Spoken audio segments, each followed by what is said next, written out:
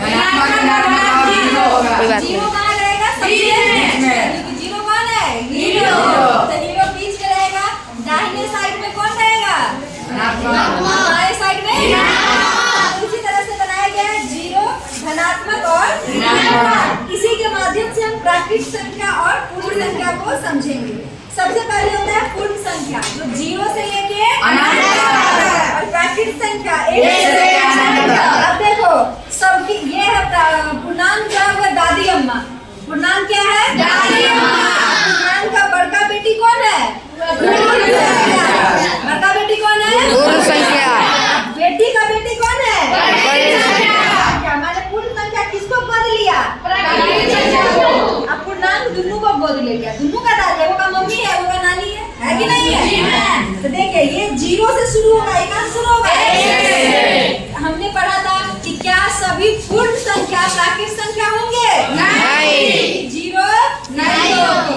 ठीक है, चलिए अगला है हमारा ये तराजू है परिमेय संख्या का, जो तुल्य भिन्न को दिखा रहा है। देखिए वैसे तराजू में अगर एक तरफ ज्यादा और एक तरफ कम रख देंगे तो एक तरफ ऊपर और एक तरफ नीचे हो जाएगा। लेकिन ये बिल्कुल बीच में खड़ा है, दोनों बराबर है, ना कोई ऊपर है ना ही कोई नीचे है।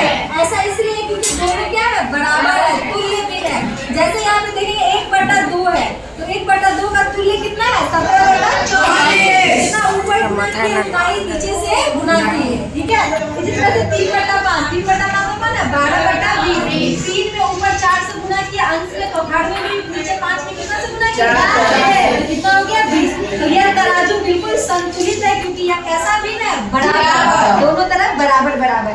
आगे हमने एक ट्री बनाया है, एक पेड़ बनाया, इस पेड़ के माध्यम से दिखाया पेड़ का जो पत्ता है वो धनात्मक है और पेड़ का जो टहनी है वह क्या है? ऋणात्मक। और बीच में कौन है? जीरो।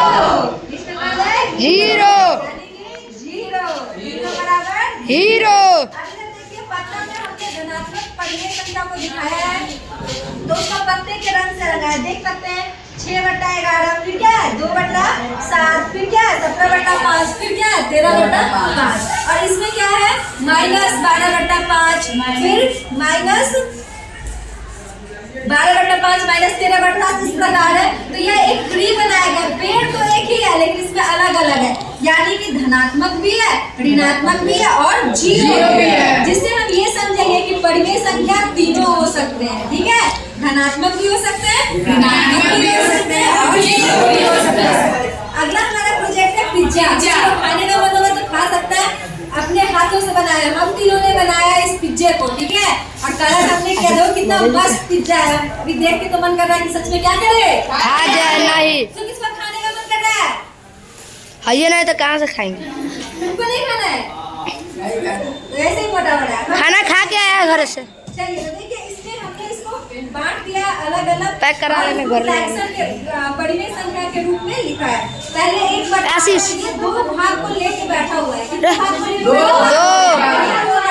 ये एक भाग है, तो ये 1/8, ये भी धीरज। 1/8, ये भी कितना है? 1/8, लेकिन ये बड़ा है, यानी कि दो भाग कितना हो गया? 2/8।